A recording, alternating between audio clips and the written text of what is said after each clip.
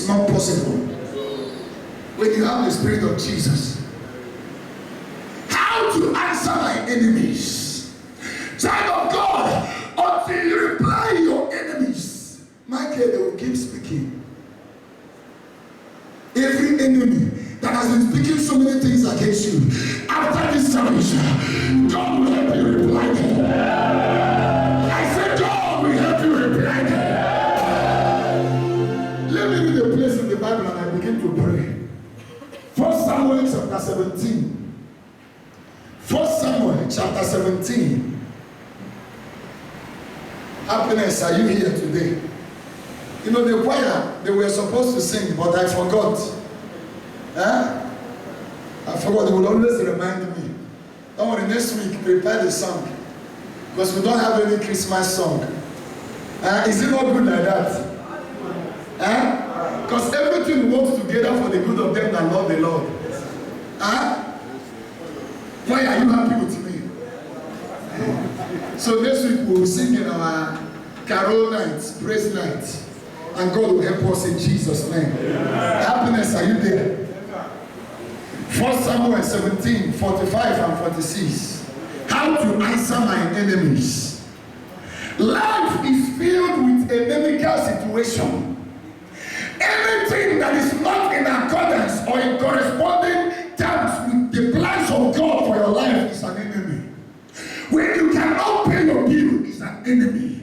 When you cannot pay for the people, take care of the ones you love, it's an enemy.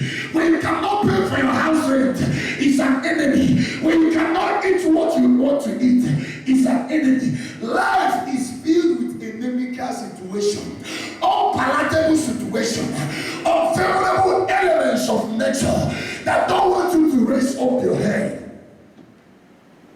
So are you ready to fight them? To get what God has destined for you?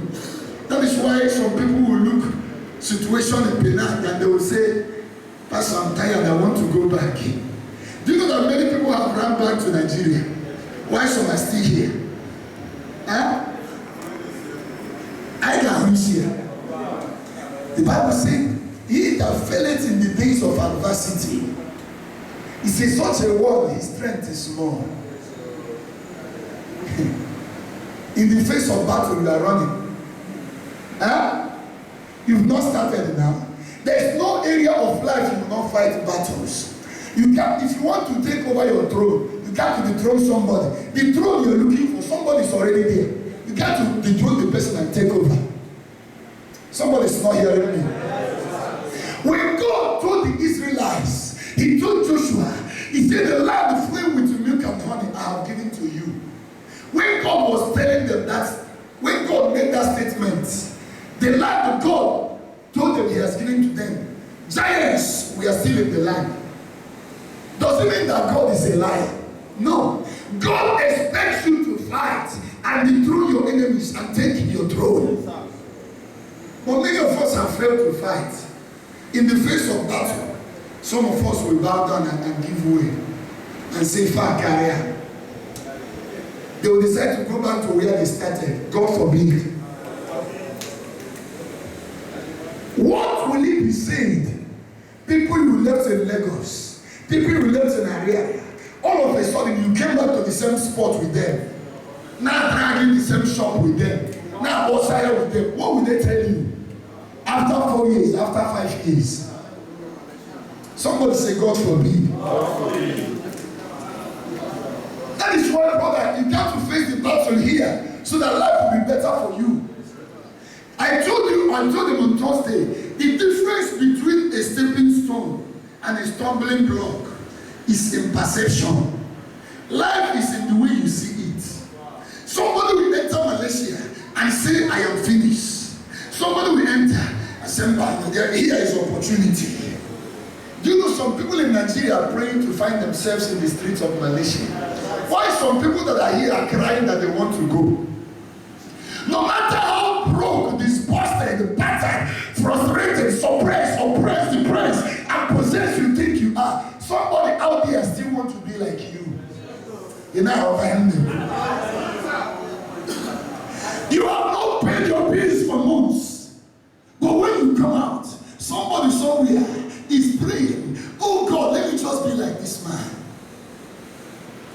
The car you are driving, you took it on loan. And when you pass, people are hailing you. While inside you, you are praying to die. And somebody outside here is praying to be like you. Somebody's not hearing me. I told you the story of a man that wanted to kill himself. He was angry that God did not answer one particular prayer. So the man wore his suit like my own, with his shoe, entered the bush, tied the rope upon a tree, about to hang himself. All of a sudden, a man who has no shoe, he has no house, no good clothes, who has been praying for God to just give him any kind of clothes, saw him about to hang himself. He said, sorry sir, wait. The man said, what can I do for you? He said, before you kill yourself, remove that your suit and your shoe, everything on you, just give it to me, then you can die. He said, that is the only problem I have on earth. I just want to wear clothes and shoe. That man started crying and came down. He said, look at my position and look at this man's position. He's praying to be like me. That is why, brother, you need to fight. Where you are is not the final bus stop. I told you that a car stopped on the highway. If you're going to KM and your car stopped on the highway, it's not the end of the journey. Somebody's not hearing what I'm saying. I've said it here before. Your end to God is a bend. Your end to God is a bend for Him to blend. How many of us know if you are driving on the highway, you must come to a bend? And when you come to a bend, if you speed, you will die. When you come to a bend on earth, you must slow down. And when you slow down, you are trying to blend with the bend. Are you getting me? Many of you, God has slowed you down to blend some things. It's not the end of your journey. Open that place. Let me begin to summarize. David said to the Philistines, David, that David is here today. Is somebody hearing me? I'm not talking about the David in the Bible. And listen, who are the Philistines? Listen, it will interest you to know that Philistines are village dwellers. Philistines, according to the Bible, are village dwellers. People that dwell in the village. They have come to intimidate the Israelites. Yeah? People that dwell in the village have come to intimidate the Israelites. Many of us, what is intimidating us? Intimidating us are little things, small things, making you to be afraid. Listen, one of the major weapons of the devil that he uses against the church is fear. Many of us, we are not strong, we are not courageous. You see many of us in church, we are praying, you think they are strong. Fire! You think they are not strong. Small thing, fire, Holy Ghost fire, and you are running. If you have fire, you don't have to run. I was fasting for 3 days. At the end of 3 days praying and fasting, that night I was supposed to close the fasting. All of a sudden, the devil came. Tell your neighbor, the devil came. The devil came. Hey! I was trying to close my fasting. For 3 days, I've not eaten any food. On that day, I was trying to pray and close. I was still squatting with my mom in one room. Through the door, I looked through the door. I saw a shadow that looked like a human being. But behold, the shadow was not a human being. But the devil, fear, interpreted the thing to me that this is a human being, it's a spirit, the thing is looking for me. I left my food, left the prayer and prayed. Jumped on top of bed where my sister was sleeping. I went behind her.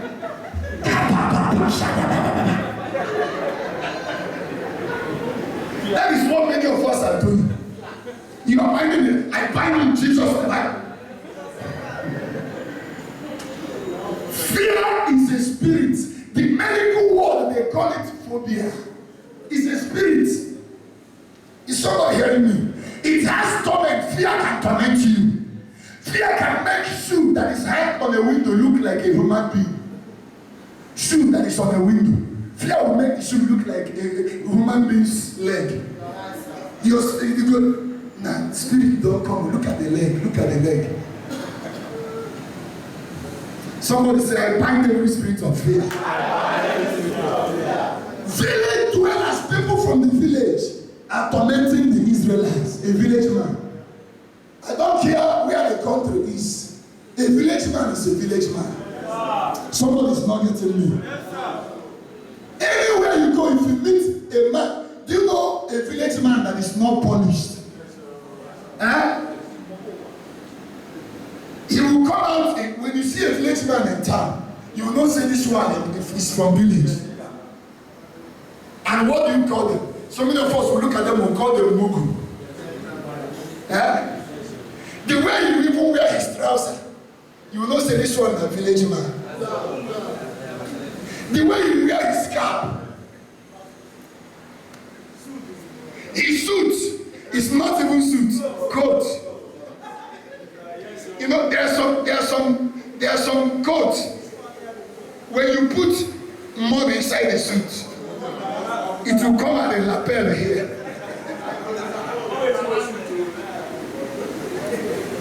Have you seen a village man before in the village, early in the morning, molding fufu, cold fufu that is cold, it's not even warm. Soup that is very cold. Malaysians will not understand what we are talking. He will tie up early morning with a stick. Early morning.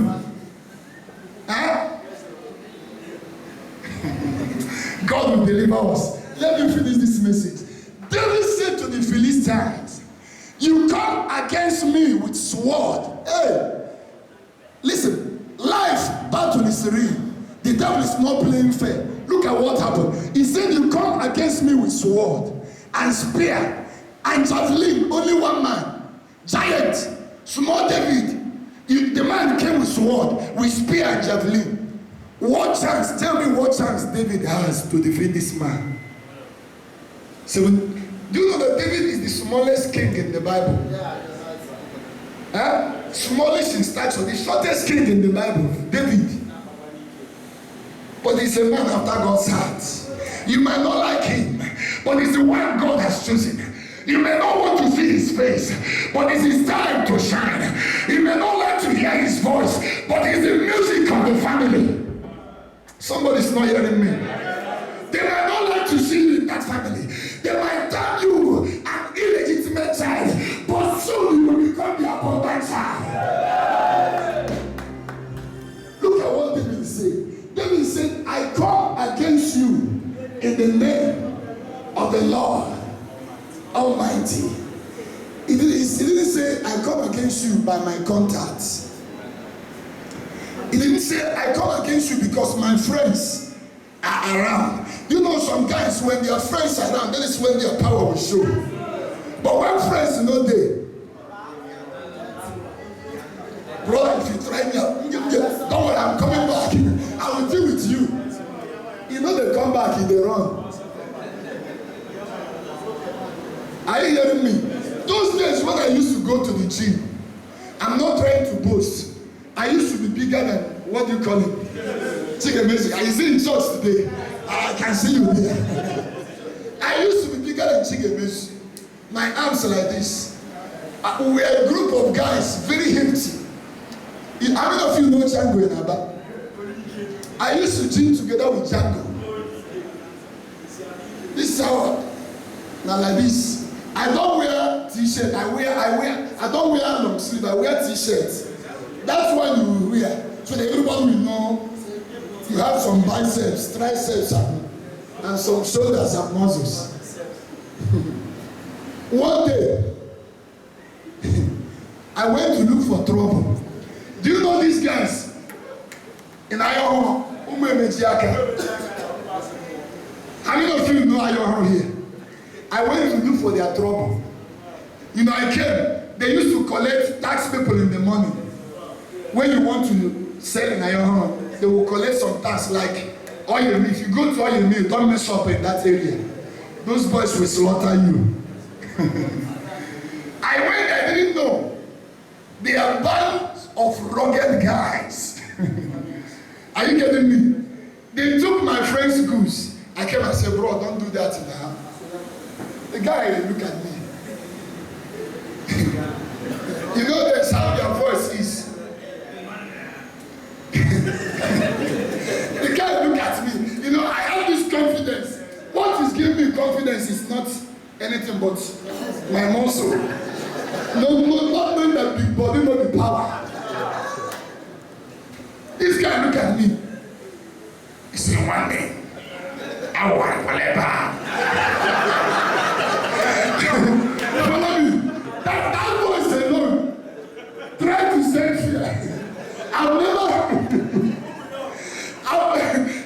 had voices like that. And small son boy, I look at him and say, bros, there's language about people used to use it. Say, brother, you want to get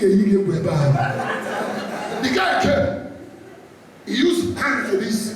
Bam, my tail. I say, this little boy, something is giving him courage. Somebody said the devil is a liar. Listen, why I'm saying this thing? Don't fight any battle of life with the weapon you have never tested before. Are you hearing me? That day I was alone. This guy, before I know what was happening, his friends gathered around me. So, brother, he wanted to say you get checks. This one from the other ear gave it to me. Wow.